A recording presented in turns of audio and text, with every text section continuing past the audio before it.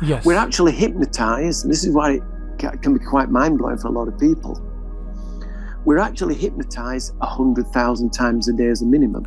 Oh, really? Or what if I'm hypnotized and then he's unable to bring me up again or bring me awake again? Is that something true, or is it another misconception? Oh no, we have a warehouse where we keep the bodies. If people don't wake up, we just put them in a warehouse. That was a good one, Chris. Contact details.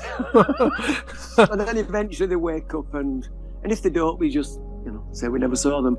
No, they wake up, they choose. Hello guys, welcome to my YouTube channel. Guys, today I've got something really interesting, and with me there's an amazing and expert hypnotherapist, Chris Gelder. Mr. Chris Gelder, how are you today? I'm very well, Zain. How are you? I'm not too bad, not too bad. First of all, Chris, I really have to say a lot of big thanks to you for taking out time for me. I know how busy you are often, and because I was getting a lot of emails about inviting somebody who knows something about hypnotherapy and hypnosis. So I sent a request, guys, to Chris, and he's very kind to come over for you and some of the questions I've got. So we'll jump into that. But before we go, Chris, over to you. Do you want to say something? You were just telling me just before I started that you recorded one of your session, and later on you realized the audio was not working, something like that. Yeah, we'd done a retreat out in California. Okay. And there was about 7 people in the house that we rented. Yeah. And we decided afterwards that we would answer questions, but make it like a podcast, like this is. Yeah. And so we went off to the Redwoods, a place called Big Basin Forest. Okay. Sat in the Redwoods with the phone on a selfie stick. Okay. And we just chatted away for about 45 minutes. And it was such beautiful information flowing. What I didn't realize at the time was the button for the remote to switch the camera on and off plugged into the earphone socket, which actually muted the microphone. Oh, So all that wonderful, just impromptu talking and answering of questions that had been raised, complete waste of time. This is why, as soon as you were, telling me that, I'm just going to tell my viewers as well that as soon as you're telling me that incident, I made sure everything is recording. I tested it a couple of times. So, Chris, thank you for that. Basically, I don't want to repeat the same mistake.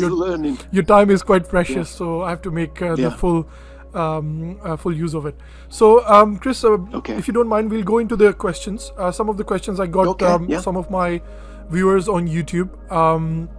Basically, without naming anyone, I had a request somebody who had a fear of flying phobia, and that's how we were communicating on the email on YouTube, and that's how the conversation started about hypnotherapy, hypnosis. Now, I am not aware of any of that. I wasn't looked into that before, so I think it's going to be a lot of educational kind of video for me as well. So first of all, I think probably anybody who would think about hypnotherapy or hypnosis, they get a little bit a small shock, like, oh, will I be controlled by someone? Will I forget all I knew so far? So a lot of these kind of questions come, which I'm sure you face it every day. But if we started like more on a professional level, that what is hypnotherapy and how does it work, so that we can then go into these concerns of people. Okay. Excuse me, I have a bit of a frog in my throat at the moment, so I will clear my throat. No, that's fine. Hypnotherapy, it's an interesting one. People have different conceptions and ideas of what hypnotherapy is. And actually, if you were to get 10 hypnotherapists and I ask each and every one of them what hypnotherapy was, you'd probably get a different version based on their training and the training school or college that they train. Okay. And I've trained with several colleges and heard certainly 3 or 4 different views of what it is. My view on hypnotherapy is it's moving from the conscious mind to the unconscious mind. Okay. And all our beliefs and behaviors, we learn them generally before the age of 11. 95% of our stuff is learned before the age of 11. Yeah, I mean, and all Chris, that resides it's quite surprising you say that, because so you're saying that by the age of 11, we have learned the majority of the stuff we meant to learn in life. So what happened afterwards then? We go to university in 20s, 30s. Is that like a build up on top of the foundation? It's a build up on top of the foundation, but that's knowledge about a particular skill set. Whether Okay. it's engineering, whether it's chemistry, So that's a particular skill set, that's knowledge. Okay. But beliefs and values, at what we're good at, what we're not good at, whether we're bright or stupid or lazy, all of those things are hammered in before the age of 11. Okay. So And in then terms of also like sorry, our then culture unconscious belief, mind. sorry, I interrupted you. So our culture belief and like what we belong to, our foundational kind of knowledge about ourselves and the surrounding is, like you said, by the age of 11. By the age of 11, yes. Wow. And then we just compare life to everything that happened or is in the database of those early 11 years. Okay. And if you imagine, talking about what hypnotherapy is, if you imagine that our unconscious minds are a little bit like the hardware on a computer or on a phone. Yeah, because I'm into IT, that's a good example, Chris. Perfect. So you have the screen and you have the keyboard that you enter data in. But all of that is then stored on the hard drive. That's where all our memories are stored. Yes. But even then on the motherboard, it's loaded with basic apps and basic programs. Yes. And we are the same. Some of those apps you use, some of them you don't. Some of them have bugs in them and issues that basically just spin in a circle. Yeah. Some of them don't. We're pretty much the same. Okay. So our basically, unconscious mind is the part that we want to access. Okay. So Chris, does that mean that if somebody has learned most of the as you said, foundational type of like educational, like you know about yourself, whatever you learn, if you learn it by the age of 11, now I'm just imagining that if somebody had a very traumatic childhood or somebody had quite a difficult childhood, then does that mean that when they grow up, and even if they feel normal and okay, somewhere that traumatic experience can come out in some other ways in terms of phobias, fears, anxieties? Is that exactly very is that quite true? Very true. So you mentioned about the person who emailed you regarding fear of flying. Yes. Something happened. It's what we call the universal law of cause and effect. Okay. Something happened to create that phobic response. Okay. Generally, and I have to say that 2/3 of the time, fear of flying never has anything to do with flying. It can be claustrophobia, it can be trapped. Okay. But something happens and that feeling gets locked in the body, gets locked in the unconscious mind. And then later on in life, a person can be approaching the tunnels to get on a plane, they can be sat on a plane, there's turbulence, and it reignites an emotion that's maybe been buried for 10, 20, 30, 40, 50 years. Okay. And all that emotion comes back to the surface, which is where that phobic response comes from. Oh, that's quite interesting. Now, and scary. It is. I mean, interesting and scary. Interesting for me is because I've never touched that sort of a point of view before, educational point of view, like hypnotherapy and how it works. Because I thought that you continue to learn in life, even in your, like you said, it's educational and skill. But I didn't know that the foundational kind of knowledge, you have done it by the age of 11, majority of it. Yes. And that's where you said our fears live. Yes. If I could just add something else to that. So we go through life responding as we did when we often learnt it the first time. That's why it takes sometimes a lot of conscious effort to overcome a fear or to overcome an old behavior, because it's so entrenched in there. Okay. If we do experience a new experience, something that it's a new experience that we've never experienced before, they've used the word 4 times, then often our unconscious mind will look at it and go, well, okay, this reminds me of that, and it will shoehorn the response in. So often a person who has a fear of flying, sometimes, not always, but sometimes will have a fear of being in the backseat of a car or being a passenger in a car, or they may suffer the same claustrophobic trap feeling on a train or the subway. Okay. So I no, it's like you said, if all that fears live in your unconscious mind, then probably like a lot of people with fear of darkness, then maybe low confidence level, or maybe addictions as well. So is it all the same spectrum, Chris, you might work with people? So just go and describe spectrum. So what I meant to say is that all these spectrums of maybe addiction, fears, is it all the kind of stuff you can work with people through hypnotherapy? Yes. Wow. Yes. And again, addictions often are driven by some form of unconscious emotional need. Again, which is being saved by the age of 11, probably somewhere. Wow. Yes. Yes. quite, I think, thought-provoking for me. So, I mean, I think let's. A lot of people probably will be watching this our podcast. I think probably the first question after what hypnotherapy is, they would be asking, oh, what are the misconceptions? Like, I remember I was speaking to one of my best friend, and he was like, oh, no, maybe religiously it's not allowed, or maybe they control your mind, they wipe out your memories, or a lot of misconceptions like that. Or will I be unconscious, and what if he's not able to wake me up again? Now these are a lot of questions similar to that. Would you like to maybe shed some light on that?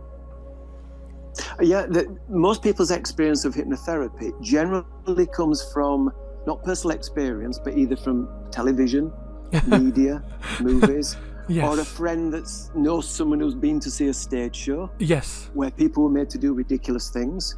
Those are the main misconceptions. Generally, it is a fear of being controlled. Okay. A fear that they're going to bark like a dog or kick like a chicken, that they will be asleep, that I'll be controlling the mind. Yeah. If all that were true, we'd now be carrying this Zoom session from my private island in the Bahamas. Exactly. Wow, that's a good example. That was true. Yeah. But it isn't true, of course. Yes. We're actually hypnotized, and this is why it can be quite mind-blowing for a lot of people. We're actually hypnotized 100,000 times a day as a minimum. Oh, really? So because our unconscious mind is the automatic mind, it's the autopilot. Yes. Anytime we do anything automatically, we do it out of muscle memory, we do it unconsciously. Okay, so anything on autopilot. The example that I give to people. So anything on autopilot, let's say the way I sometimes move my hand in a certain gesture, that's I'm hypnotized at that time. You go into a trance-like automatic state. Okay. If we drive somewhere that's familiar, we often don't remember the journey. We just arrive. Often it happens with me. That autopilot mode. Yeah. And another example would be, we may not have heard a song for maybe 20, 30 years, maybe even longer. We hear it and immediately we start singing the song. Yes. And memories pop up when we've heard that song, happy memories, sad memories. If it's a sad memory, it'll bring up an emotion. If it's a happy memory, it'll bring up a happy feeling from the unconscious mind. And Chris, when you were telling me this this example, I just thought back to like when I was in my like you said, within your 11 years, and I remember in 1995 there was a movie, the best romantic Bollywood movie ever, called Dilwale Dulhaniya Le Jayenge, DDLJ in short. And I still, even up till this age, that is like my favorite movie. And anything to do with that movie, either it's a dialogue, either it's some song, anything related to that movie, if it plays somewhere, it just takes me back and I start singing or start repeating the dialogue. So it's like entrenched in my unconscious mind so much. Maybe a lot of people who met me later on said that my even personality is very much like the character of that movie called Raj, very jolly, romantic kind of a character. So like you said, when you said that your unconscious mind learns everything, maybe when I was growing up in that period, when that movie came out and I saw it for the first time, it kind of resembled with my personality, and I kind of liked it so much that even right now, whenever any music comes, I just remember it like as if it's yesterday. Yes, it's that fresh. And so another form of hypnotherapy is what's called regression hypnotherapy. Okay. Where we're looking to find the root cause of an issue. And basically we use a feeling that takes us back in time. So what that movie's doing is the sound is taking you back in time to when you were 11 or that time period and bringing all those emotions back up. All the nostalgia, isn't it? Yes. Amazing. Nostalgia. That's amazing. So, Chris, what's the most common misconceptions you heard when somebody came up to you for hypnotherapy? Or maybe one of the most couple of common ones. And what would you say to our viewers that that misconception is only a misconception? The misconception is exactly that they will lose control, that somehow I will take control of the mind and I will force them to do things that they don't want to do either now or in the future. Oh, okay. Like you said, if that would be the case, we would be in Bahamas. I'd have flown you out on my private jet. Yes. That would be great. But I remember reading something in the news a while back where there was a child who had this traumatic experience on a plane because of a turbulence, and he was stuck on an airport for quite a while, and he was not I think on a connecting flight, and he was not sitting back on the airplane again to go back home. And somebody like yourself came and gave him hypnotherapy, and then he was able to sit and go back. So I can quite relate to that. So another question which was sent to me over the email was that, can anyone be hypnotized, or there are certain criteria someone needs to meet, or is it, have you met anyone who was, you were unable to hypnotize him or something? Oh, every normal person with a normal brain process is capable of being hypnotized. People who have obviously some traumatic brain injury, it's sometimes doable, but generally most of the population can be hypnotized, providing they allow it to happen. Oh, okay. So you have to allow it to happen. You have to allow it to happen, want it to happen, expect it to happen. And often it's just basically about following along with instructions to close the eyes and let the body relax. Yeah. But the person is in complete control of it. So you can get up and go, maybe use the washroom and come back during the therapy? Yes, you can move, you can talk, you can drink water, you can go to the toilet. Okay. You can take a break. Oh, perfect. So I think a lot of people who think that you're just, for the whole time, you're just maybe in that state is not true. No, not at all. Not at all. It's quite interesting. And what are the main issues or challenges people come to you for? Like, just generally, is it phobias? Like I was saying, somebody was asking me if I've got. This is somebody who really asked me, because when I said in my group's WhatsApp group that I might be inviting a hypnotherapist, somebody asked me that ask Chris that if they lack confidence, or maybe a fear of darkness, or they want to go for a speech somewhere, face a big gathering, they have never done that before, or maybe a smoking addiction. These were the top 3 questions asked. So is that something quite common, and these people can approach a hypnotherapist? Oh, very much so. Most ailments and issues around us right now, in fact, most things are driven by anxiety. Yes. So a phobic response is an anxious response. Yes. Claustrophobia is an anxious response. Again, it's a phobia. A person who wants to stand up and give a talk, whether it's at a wedding, whether it's a presentation, whether it's an interview, ultimately it's anxiety that stops them from being able to stand up and talk fluently. Yes. Okay, so most issues are driven by anxiety. For things like stopping smoking, that's not driven by anxiety. That is often, for most people, 95% of the time, purely a habit. Yes.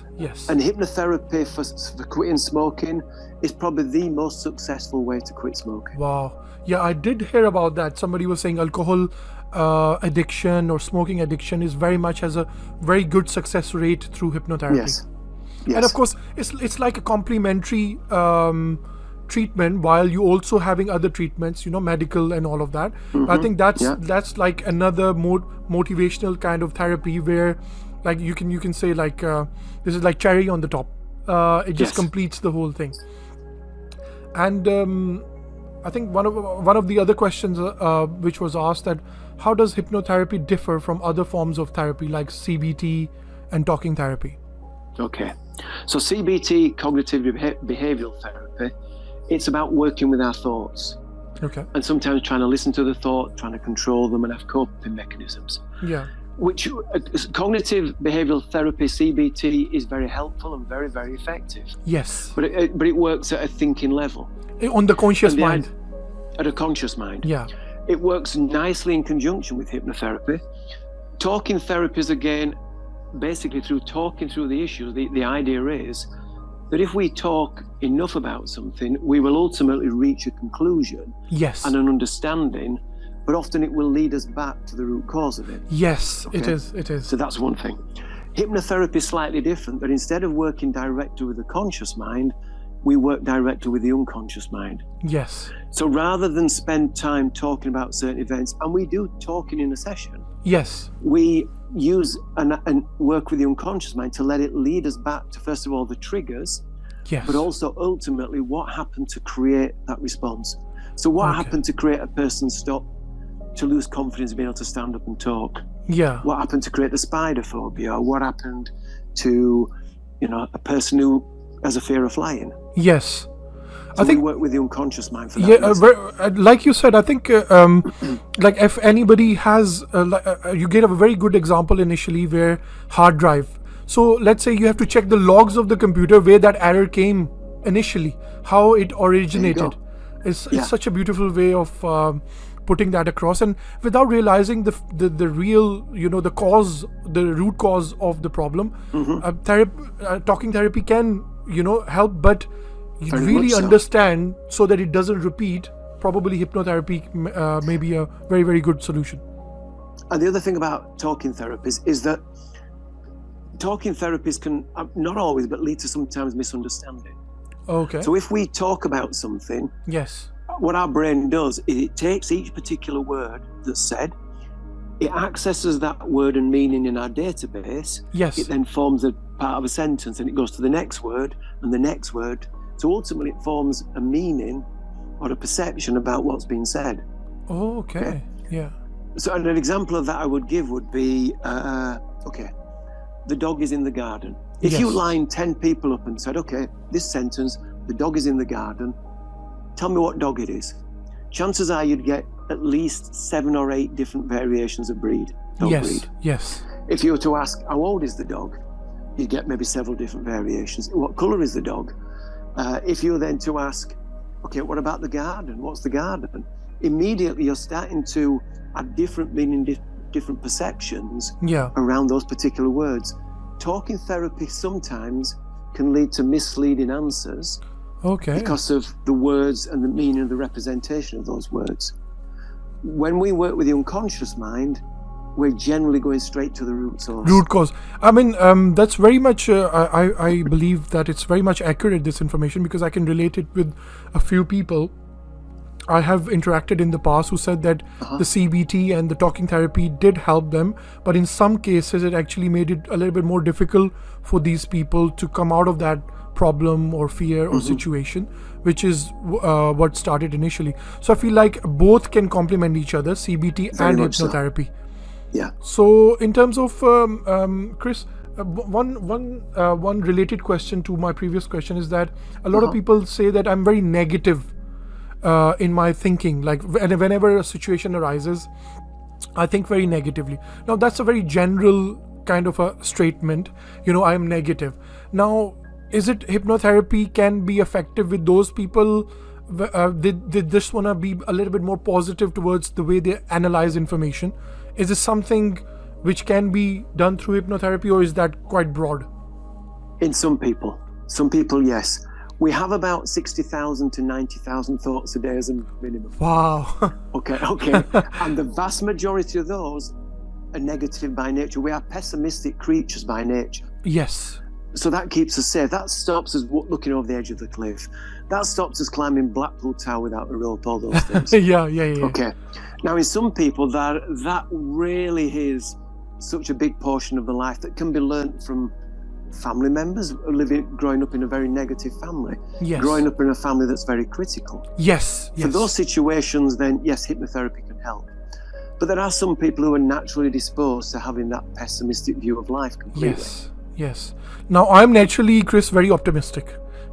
Even though I have gone through quite a, I would say a lot of Asian or Pakistani cultures are a little bit reserved, especially if you came from a house, back home, India, Pakistan, you're disciplined probably, and in some way it is actually quite positive. When you grow up, you're more disciplined, you're more organized, more consistent.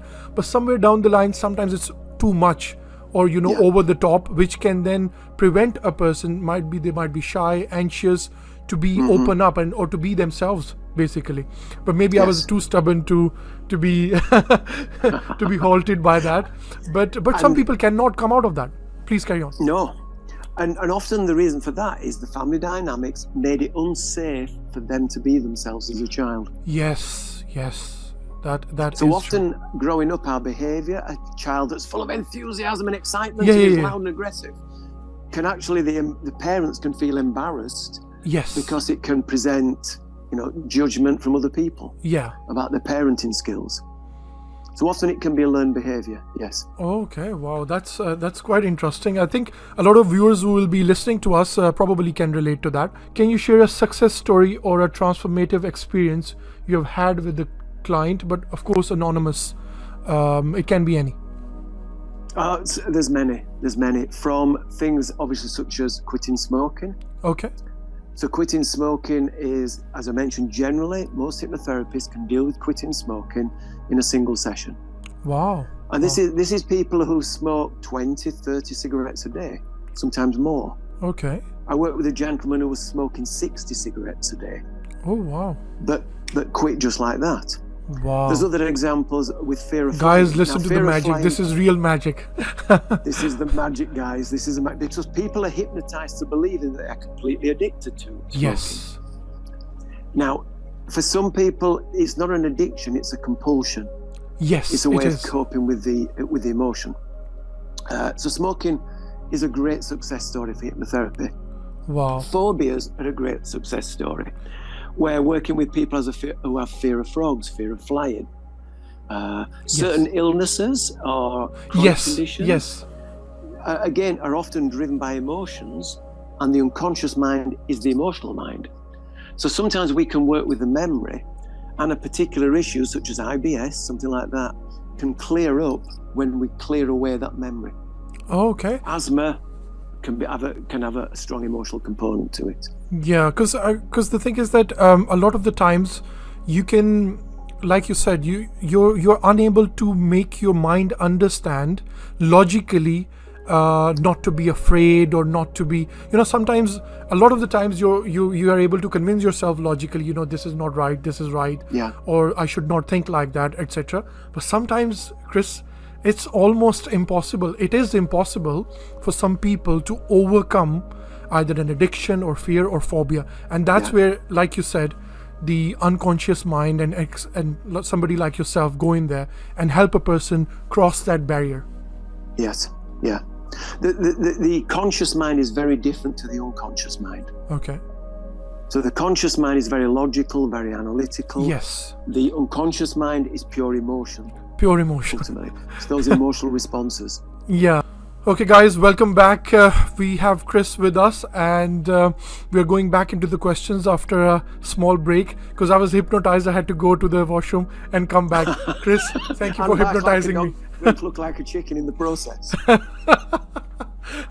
Chris, like you said, I think all these misconceptions of people will go away. I think if they watch this video, and a lot of I think it's about not knowing something, being afraid of something you're not aware of. I think if you are aware of what hypnotherapy actually is and how effective that is, I think a lot more people will come towards this, because rather than suffering, might as well find a solution, or at least try, because it might be, it might have a good impact. So that's how I see it. And from our previous question, when I was saying a success story, you wanted to maybe share something of your something personal to you. Yes. So for many years, I'd suffered from certain addiction problems, things like imposter syndrome, self-esteem in certain situations, confidence in certain situations. And one of those would have been, as an example, if I was out I used to work in corporate land, if I was out on a business meeting and I was with someone that I perceived as in a one-up position, it would be very difficult to actually speak. I know that sounds ridiculous. Because of the anxiety that was present. So when I was learning hypnotherapy, we had to go through the whole process ourselves to find the root cause of our issues, to clear everything out. So you were hypnotizing yourself? Oh no, the people. Who were okay. Perfect. Okay. Yeah. So other therapists were learning hypnotherapy, and we were working on each other.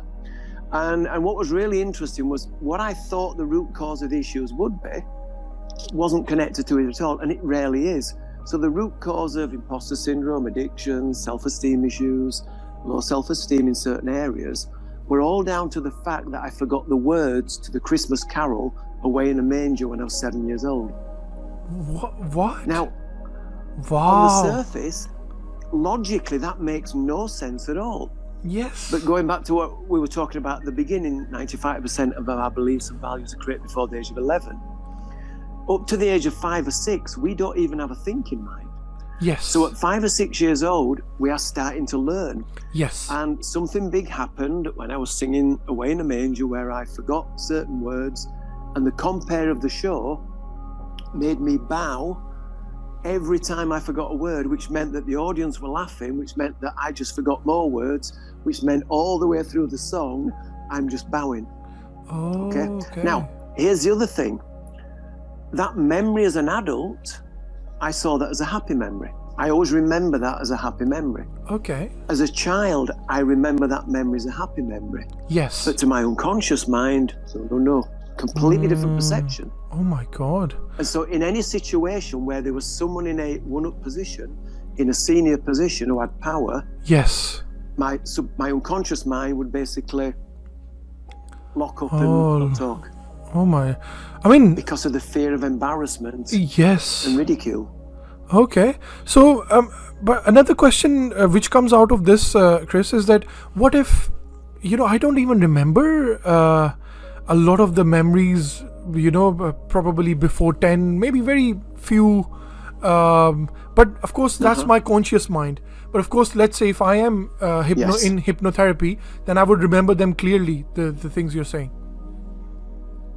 Yes. If they are that old. And there's a reason for that. Okay, what's the reason for that, Chris? So the unconscious mind remembers pretty much everything.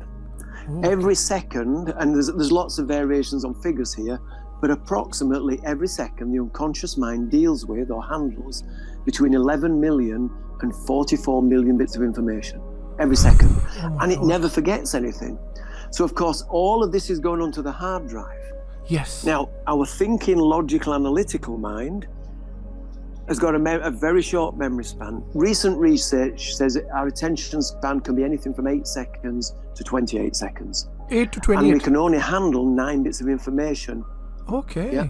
And 9 bits of information maximum. So if we're under pressure and stress, our thinking conscious mind shrinks.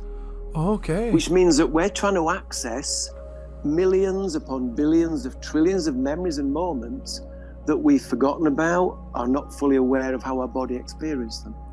Oh, that's so why. So our logical mind goes, well, of course, it's a fear of flying. Yes. It must be because the plane fell 1,000 feet, or there was turbulence. Yes. Or the plane was stuck on the runway or something. Wow. That's the logic mind. So it means that our attention span for the logic mind is very limited as compared to the unconscious mind, which is saving this, it's like Chat GPT. It's like so many, mega computers. They are coming together in order to share data with each other. Wow, that's amazing. Absolutely. How nature has given us this ability. So moving on. Ability. Yeah, it's an amazing. I think it's a blessing. It's a blessing if you know how to use it right. Because there was a movie of Scarlett Johansson. I forgot the name. In the movie, they tried to depict that there was a human being who had a full 100% control of the mind and almost became a god. So I don't remember the name of the movie, but something like that was the concept. Quite a long time ago. I saw that. The movie was named after her, the character. Yes. So, and that was quite, when I saw the movie, I thought maybe it's a science fiction, but the way you're explaining it now, some of it makes sense. So, what does a typical hypnotherapy session look like? Another question which came in the email. Okay. A typical hypnotherapy session can last from an hour to 2 hours. Okay. Initially, like anything, we want to discuss what the issue is that the person's looking for help with. So we would have a brief understanding of what the issue is, how it affects a person's life. Yeah. Where have they found anything that's helped overcome it in the past? Yes. What their goal is of the session. Yes. And what that goal would look like to get them visualize on their future. Yeah. From that, we would then go through a full explanation of what hypnotherapy is, what it isn't. We may teach them a few things on how to work with anxiety and stress. Yeah. And then we would basically gently ease into the process to make sure that they're aware of what trance or hypnosis feels like. Okay. Knowing that they can open their eyes at any point, knowing that they can move, knowing that they're in total control. Okay. Although we might do a few exercises that lead us back to different memories, we may do a few exercises that allows the unconscious mind to basically control things for a while. Wow. So and then the idea is that by working with the unconscious mind, go on. Yeah, no. Please complete your sentence. Okay. If we're able to communicate with the unconscious mind and the person is nice and relaxed and comfortable, then we can ask the unconscious mind to start to take us back in time to different memories and moments that we can then, that the person can view and feed that information back to the hypnotherapist. So while somebody is hypnotized, sorry Chris, while somebody is hypnotized in the session where they have gone into that state, then they are consciously seeing that as well. Is that like a partially asleep kind of a state? It's like a dream state, a daydreamy state. Wow. Yeah. Now, some people can visualize very well. Yes. Some people don't get images, the pictures, because that's not their dominant sense, but that's still okay. Okay, perfect. So while they're in this session and you're working with them, going back into the memory and everything, somebody said in the question as well that, what if I'm hypnotized and then he's unable to bring me up again or bring me awake again? Is that something true, or is it another misconception? Oh no, we have a warehouse where we keep the bodies. If people don't wake up, we just put them in a warehouse. That was a good one, Chris. Contact details. And then eventually they wake up, and if they don't, we just say we never saw them. No, they wake up, they choose.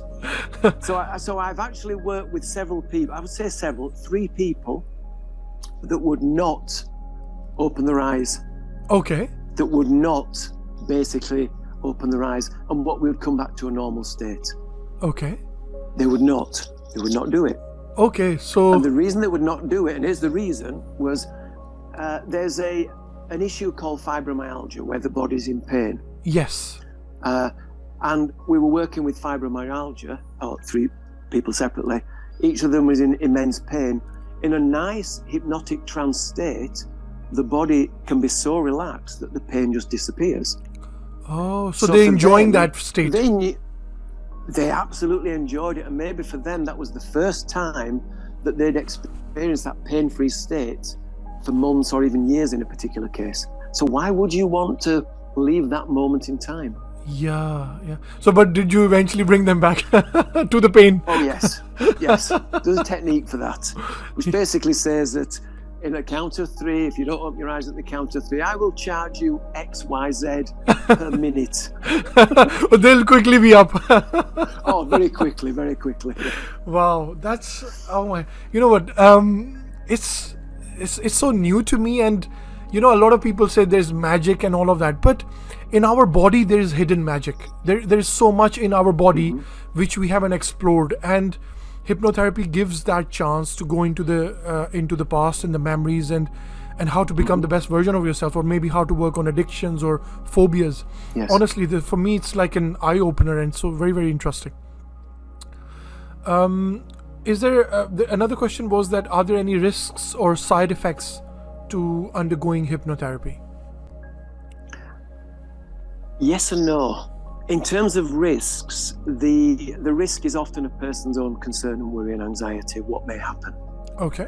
There is a risk based on past experiences, documented experiences, of what's called false memory syndrome. Okay. This is where a person has suggested that something happened. The therapist suggested something happened that didn't happen. Okay. And it creates what's called a false memory. So we have to use what's called clean language. That means we're not planting suggestions that a person thinks something bad actually happened. Oh, I see. So we let the person do all the talking to feed back the information. Yeah. So that would be one concern, and that would be a genuine concern. Okay. Now, in most cases, that does not happen at all. Yes. That just does not happen at all. Let me turn this off. I do apologize. No worries. That doesn't happen, but that is a genuine concern that has happened many years ago. Historic data is out there on that. Okay. Sometimes, if we are working with a traumatic memory, So I work a lot with trauma, PTSD. Yeah. Sometimes if we work with a memory, because often memories are connected, if we work with one memory, there's a really strong emotion, we clear that out. Yes. Sometimes there can be a little bit of that emotion left that the person can become fearful of. Yes. That's basically the side effect, that it gets them thinking about other memories. Yeah, so it means that the person is trying to create a false memory and that's what they are telling. Is that what you're saying? Like they're telling like a false memory. They're basically catastrophizing. Oh, yeah, okay. They're creating in their own mind false memories. What else happened? Did this happen? Did that happen? That's the conscious mind that takes over, and 60,000 to 90,000 thoughts will hone in on that and start to go down the rabbit warren of what if this and what if that, and what if this hadn't happened, and what if that had happened. Yeah, I wonder, Chris, but if I ever sometimes a person's natural instincts. So I wonder if I ever was hypnotized, because I'm such a conscious I'm such a conscious kind of a person. Will I go fully into it or partially into it? I've just thought to myself that but you said anybody can be hypnotized. It's not impossible, because I'm feeling to say that maybe I might not be able. Maybe I will not be hypnotized. That's what I was thinking. Okay, it's about allowing it to happen, wanting it to happen, and expect it to happen. Then it goes. And if there's and then it goes in that. But it is not 1, 2, 3, click of the fingers. Yeah, because a lot of the time in movies, people like 1, 2, 3, sleep, boom. Yeah. Now, we can do that. Yeah. For a percentage of the population, we can do that. Yeah. Which are people That's who are fairly easily... straightforward. Yeah. Yes, yeah. Wow. Some people are, some people aren't. We would never use that in a therapeutic setting because that would be scary to a lot of people. And it's unnecessary. Yeah. Completely unnecessary. Yeah. I think they like you said, they need to be in that state where transcendence, you call them? Transcendence state, where you're quite relaxed, you're quite in a very comfortable zone, feeling safe, and then you drift into your that state where the unconscious mind is then start exploring. Yes, and of course we need the conscious mind involved so the person can talk to us. Yes. So they can tell us what memories pop up, what they feel in the body, who's present and what's going on.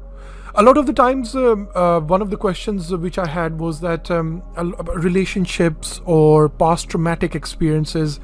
Now people say that, can I be the best version of myself if I can come over that fear, or like the question was around, if I want to be best version of yourself, maybe more confident. Like for every person it's different. Somebody have addictions, some people have phobias or fears.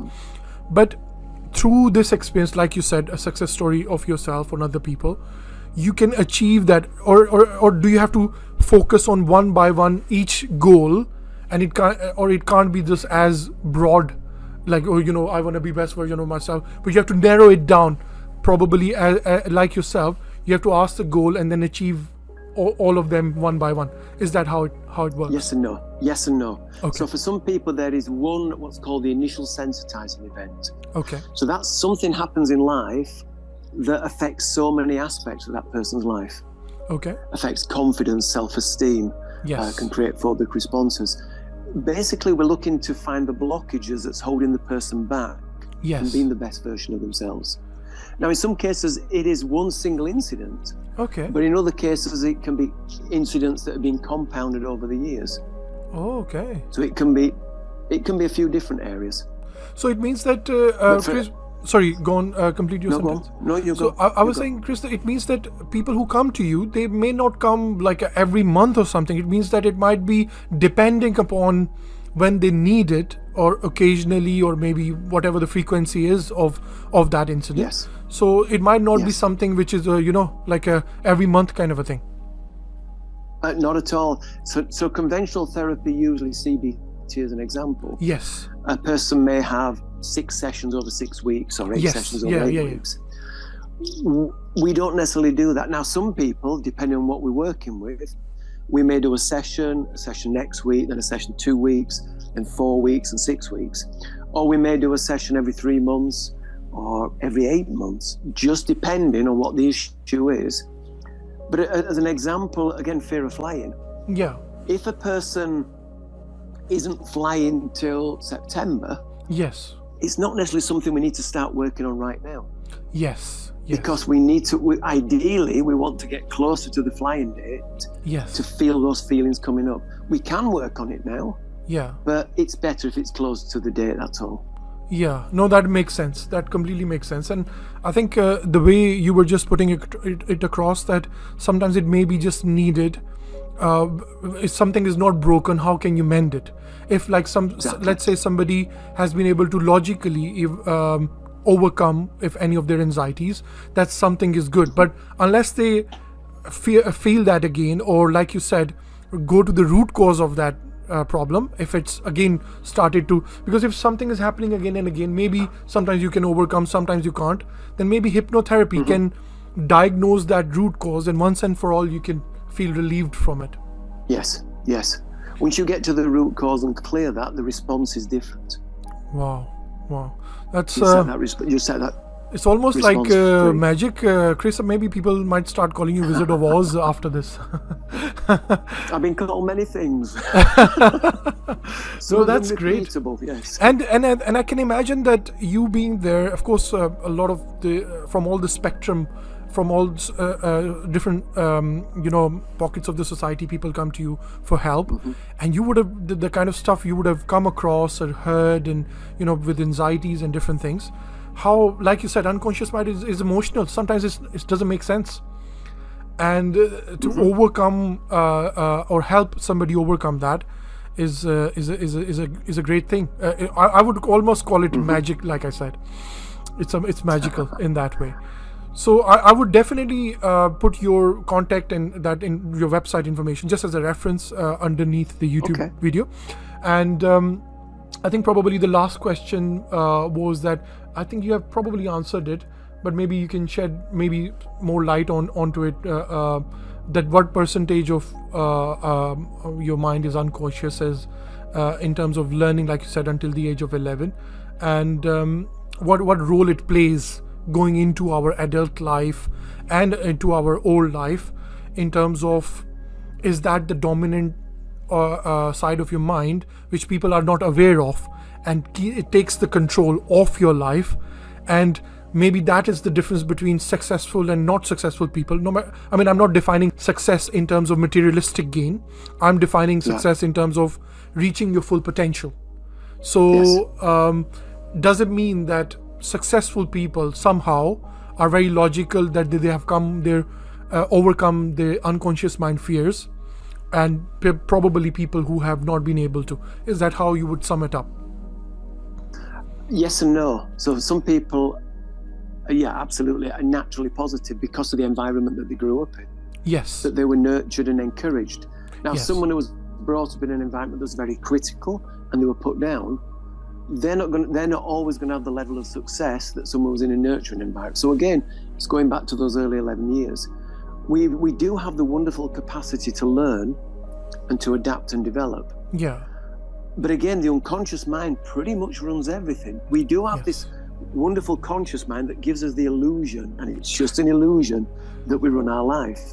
Yeah. This is why a person who has a fear of spiders, as an example, they will say, next time I see a spider, I know it's just a spider. I know that there's no spiders in the UK that can kill me. Next time I will just breathe and I'll relax. I'll take a moment. I'll step back from the spider and just look at the spider and say, you can't hurt me. I'm safe. Yeah. They can program themselves with that. As soon as they see a spider, my gosh, they immediately respond unconsciously to that spider. Yes. So again, the conscious mind gives the illusion that we run our life, and we're allowed to walk from A to B and drive from A to B, etc. But all our beliefs and values and behaviors come from the unconscious. Yes. It's impossible really to give a figure of that percentage. Yeah. But pretty much it runs the show, everything that we do. 80 to 90%. Songs come on the radio that we sing through our mind all day long, that we don't even know where we heard it from. That is very true. And just to give one example in the end, is that I know someone from our friend circle, and they've had a very traumatic childhood, and maybe sometimes parents can, or one of the parent can be alcoholic, and things like that people go through of course in our society.